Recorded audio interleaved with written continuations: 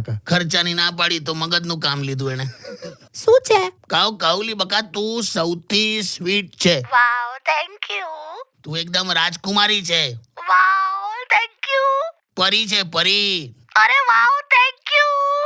હજુ કઈ? ના બસ હવે બસ. બાકી કશું કરો છો બીજું? બસ આ રીતે મજાક કરું છું.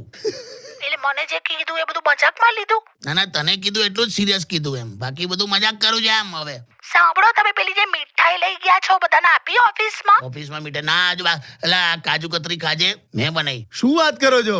એટલે તારી કાકીએ મને શીખવાડી એ પ્રમાણે મેં બનાવી અને હું લઈને આવ્યો છું. ક્યાં બાત હે કાકી.